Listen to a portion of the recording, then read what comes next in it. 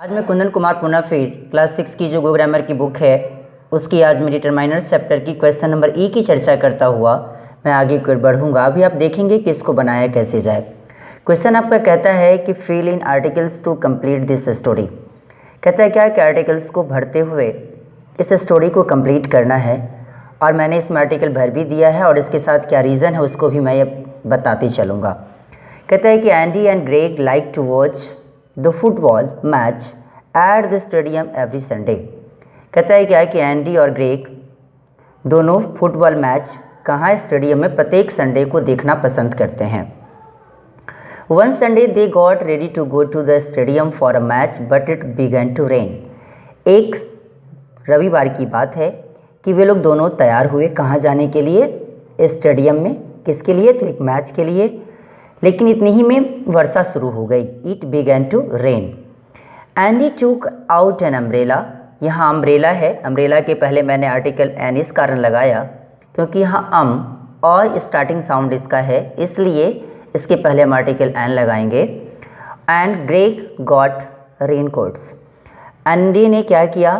Andy ने umbrella लिया, छाता लिया, और ग्रेग रेन कोट्स।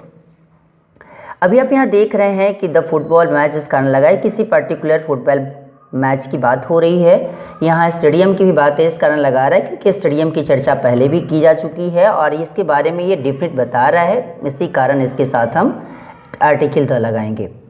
दूसरे की बात करूँ कि यहाँ क्वेश्चन कह रहा है, फिर आगे वाले पोर्शन पे चलूँ तो कह रहा है कि they hired a taxi and reach the stadium in time. वे लोग ने क्या किया? कौन? दे वर्ड किसके लिए आया? एंडी एंड ग्रेग के लिए। दोनों ने क्या किए कि एक टैक्सी को हायर किए और पुनः स्टेडियम में समय से पहले पहुंच गए। The stadium was jam packed with spectators. वहाँ जब गए तो स्टेडियम में पूरा खचाखच भीड़ भरी हुई थी और but Andy and Greg had special seats in the box. लेकिन क्या था कि एंडी और ग्रेग के पास एक स्पेशल सीट्स थे उन लोगों के। कहाँ? तो बॉक्स में। इन द बॉक्स, यहाँ द बॉक्स पर्टिकुलर बनाने के लिए, डिफरेंट बनाने के लिए आर्टिकल द का यूज इसमें किया गया है। और यहाँ टैक्सी अभी तक पूरा परफेक्ट नहीं था। अगर इंडेफिनिट एडजेक्टिव के रूप में, यहाँ इंडेफिनिट आर्टिकल के रूप में यहाँ एक वर्ड लगाया गया है क्योंकि जब अगर हायर लेवल की पढ़ाई जब पढ़ेंगे तो उसमें आर्टिकल के बारे में आप जब देखेंगे तो वहाँ ये कहा जाता है कि आर्टिकल एक प्रकार का खुद एक अपने आप में एक एडजेक्टिव है, जो कि डिटर्मिनर्स में जब इसकी स्टडी करते हैं तो डिटर्मिनर्स में कहते हैं ना definite article and indefinite article. तो उसी समय हमें पता भी चलता है कि आर्टिकल ए, एन और द क्या है? तो प्रकार की एडजेक्टिव भी है। दे एंजॉयड द मैच। वे लोग ने क्या किया कि मैच का एंजॉय किया। ऑन देयर वे बैक, उसके बाद उसी समय उन लोगों ने दे टूक अ बस। उसके बाद वहाँ जब मैच इसी खत्म हुआ उसी समय उन लोगों ने फिर क्या लिया? फिर एक बस लिया। और we had a great time said Andy. Andy ने बोला कि देखो भाई, चलो हम लोग के पास एक अच्छा समय था। और Greg nodded his head. Nod मतलब होता है सर हिलाना। ग्रेग ने भी अपना सर हिलाया, मतलब अफर्मेटिवली के रूप में। एंड सेड, उसके बाद कहा, यस वी डिड। हाँ सही बात है, हम लोगों ने खूब मज़ा किया। अभी आपने देखा कि ये वाले वीडियो में मैंने आपको एफ नंबर की भी चर्चा करूँगा। अभी आप देखेंगे इसमें कि एफ नंबर को भी कैसे बनाया जाए। क्वेश्चन में एफ की ओर थोड़ा सा चलता हूँ। Insert articles in the right place and rewrite this sentences. कहता है क्या कि आर्टिकल्स को इंसर्ट करता हुआ सही जगह पर और पुनः भी सेंटेंस को लिखें। तो कहता है क्या कि hunter was beat by ant. तो अभी पता होना चाहिए कि किसी पर्टिकुलर, किसी डिफिनेट हंटर की बात करेगा तो उस रूप में आर्टिकल द लगाएंगे। तो the hunter was beat by an ant. नहीं, हंटर को किसके द्वारा काटा गया? तो एक आंट के द्वारा काटा गया। House was destroyed in fire. किसी पर्टिकुलर हाउस की बात करता है तो उसके लिए मुझे द लगाना पड़ेगा। तो the house was destroyed in a fire. अभी आप देख रहे हैं सबके सामने सामने मैंने लिखा है। पता है क्या है कि जो घर था वो आग में पूर्ण रूपेण बर्बाद हो गया। Is that man you met in shop. क्या आप उस व्यक्ति से दुकान में मिले थे? अब कहते क्या कि is that the man you met in the shop. क्या वह व्यक्ति आपसे दुकान में मिला था? इज़ दैट द मैन, किसी पर्टिकुलर मैन की बात अगर होगी तो डिफिनेट आर्टिकल बोले तो आर्टिकल द लगाएंगे। I saw boy taking dog for walk. मैंने एक लड़का को कुत्ते को ले जाते हुए, टहलाते हुए तो इसके लिए टहलाने के लिए लेके जाते हुए देखा। तो I saw a boy, definite article नहीं, इनडेफिनेट आर्टिकल, क्योंकि मैं किसी पर्टिकुलर लड़का को तो नहीं देखा था। तो I saw a boy taking dog for a walk, मैंने एक लड़का को देखा जो कि अपने कुत्ता को टहलाने के लिए लेके जा रहा था। Angry a man shouted like madman, गुस्सा से भरा हुआ व्यक्ति जोर से चिल्लाया जैसे कि मानो कि वो एक पागल व्यक्ति हो। The angry man shouted like a madman, पुनः भी वही वाली बात है, किसी पर्टिकुलर व्यक्ति की बात कर रहा है तो इसमें द एंग्री मैन लगेगा। तो the angry man shouted like a madman. अब कहता है कि wizard of Oz was unkind man, कहता है क्या कि जो कि ओजिड का एक विजार्ड जादूगर वो एक अनकाइंड मैन था। बोला तो क्या मतलब कि उसके पास थोड़ी सी दया भी नहीं थी। तो the wizard of Oz was an unkind man. Dog found bone behind bush, dog ने एक बोन पाया कहाँ, झाड़ी के पीछे। तो इस रूप से भी आप देखें जब लगाएंगे तो किसी पर्टिकुलर डॉग की बात हो रही है। तो the dog found a bone behind the Bush, कुत्ता ने कहाँ एक बोन कहाँ पाया, तो बुश के पीछे। तो पर्टिकुलर डॉग के लिए आर्टिकल द, और पर्टिकुलर ये नहीं है, इंडेफिनिट है तो अ आर्टिकल लगेगा।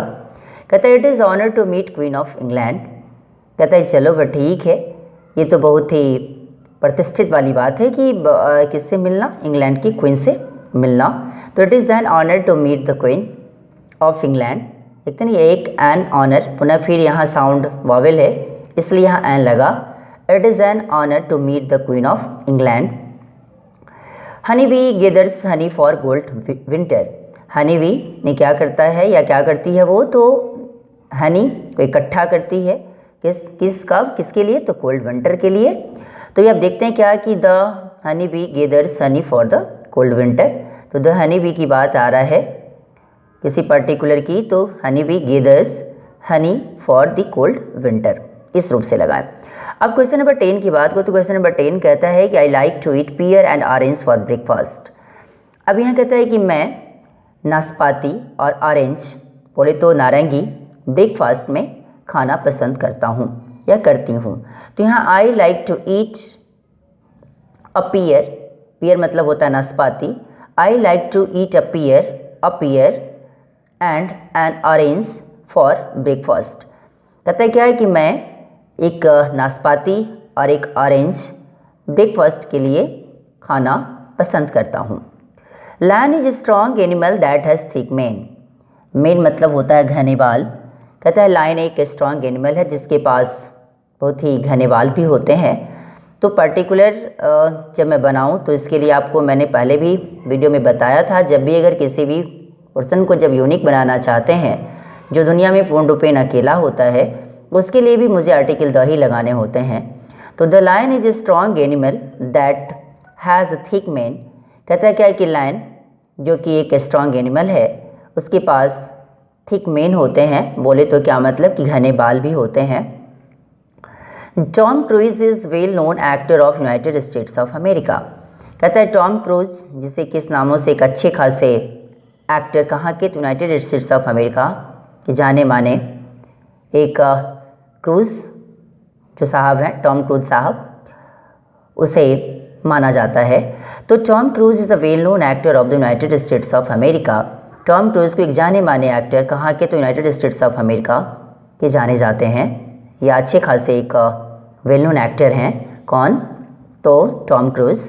तो इस रूप से लगाएं Tom cruise is a well known actor of the United states of America. पुनः फिर यहाँ यूनाइटेड स्टेट्स ऑफ अमेरिका में आप आर्टिकल द क्यों लगाते हैं, तो इसकी भी कुछ खासियत है, इसीलिए यूनाइटेड स्टेट्स ऑफ अमेरिका के पहले आर्टिकल द। और उसके अलावा एक और रूल आप जान लें कि जब भी कभी कोई भी कंट्री या किसी भी जगह को शो करने के लिए उसमें एटलीस्ट 2 वर्ड रहे, तो 2 वर्ड से ज़्यादा भी रहे तो पर भी आर्टिकल द लगेगा। लेकिन जब मैं अगर बात करूं कि उसमें अगर वो 2 से ज़्यादा या 2 भी वर्ड अगर रहे तो उसमें भी आर्टिकल द लगाते हैं।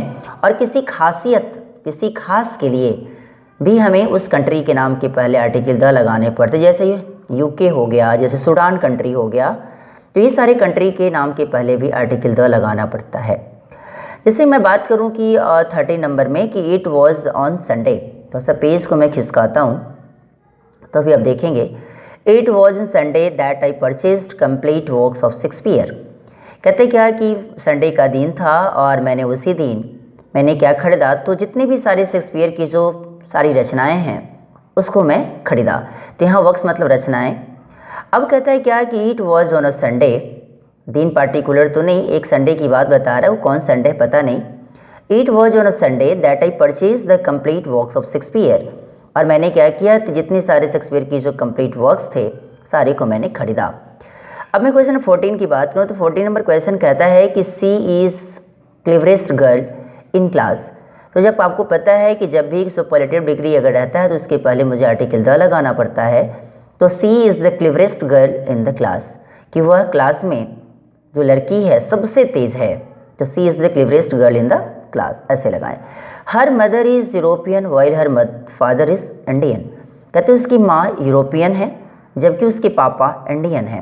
तो आपको पता होना चाहिए कि एक तो लगाना पड़ेगा क्योंकि उसकी माँ सिंगल होगी, पापा भी यहाँ सिंगल ही हैं, इसलिए her mother is a European, उसकी माँ यूरोपियन है, जबकि उसके पापा her father is an Indian, उसके पापा एक भारतीय हैं।